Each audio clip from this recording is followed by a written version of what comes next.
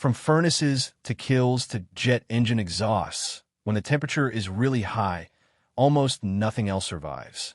But one sensor does. The thermocouple. It is cheap, it is rugged, and it reads heat that would destroy a fancier probe. So how does a couple of metal wires turn a 1,000-degree fire into a number your PLC can act on? In this video, I will explain what a thermocouple actually is, starting from the one effect that makes it work. Then the letter types, K, J, T, and the rest. Why the cold junction has to be compensated, and how it stacks up against an RTD. Let's start with the junction. Quick note before we dig in. This is from PLC Simulator, where you can practice scaling a temperature sensor and the rest of this video free, right in your browser. No install, no hardware. The link is in the description. Click the link in the description to try it free. Now back to the metals. Here is the whole idea. Take two wires made of different metals and join them at one end. That joined end is the hot junction. When that junction gets warm, it produces a tiny voltage, just a few millivolts. Change the temperature, and the voltage changes with it. That is the Seebeck effect, and it is the heart of every thermocouple. But here is the part everyone misses. A thermocouple does not measure absolute temperature. It measures a difference. The difference between the hot junction out in the process and a second reference point, the cold junction, back at your instrument. Remember that, and everything else makes sense. Now the types. Different metal pairs give different voltages, different ranges, and suit different environments. So thermocouples come in letter types. Type K is nickel-chromium against nickel-aluminum. Wide range, cheap, and by far the most common. If someone says thermocouple and gives no letter, assume K. Type J uses iron and constant. Good for older equipment and reducing atmospheres but in narrower range. Type T is copper constant. Excellent down at low and cryogenic temperatures.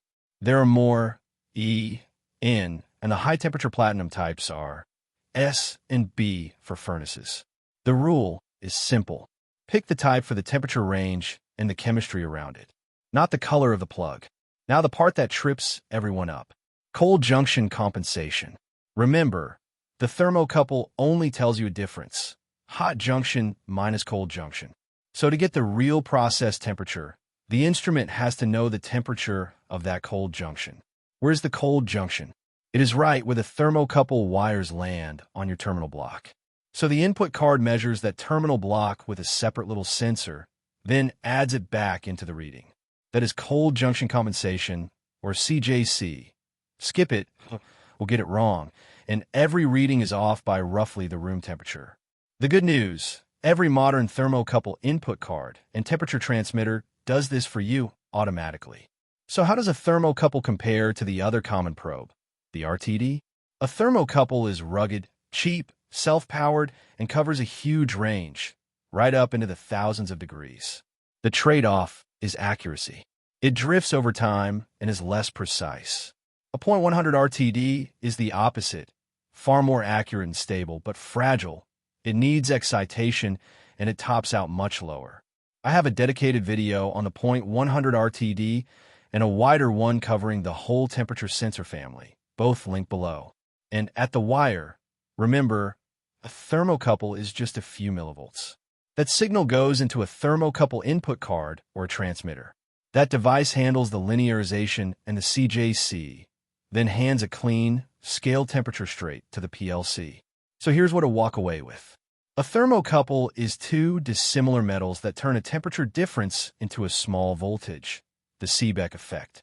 It comes in letter types, and type K is the everyday default. It only reads a difference, so the cold junction must be compensated. And it trades accuracy for range and toughness, with the millivolt signal scaled by a card or transmitter on its way to the PLC. Get that, and every hot process reading on the floor stops being a mystery. Now, go make it concrete. If you want to practice scaling a temperature sensor hands-on, click the link in the description to start free at plcsimulationsoftware.com. No hardware, no install. Subscribe, new video every Tuesday. See you in the next one.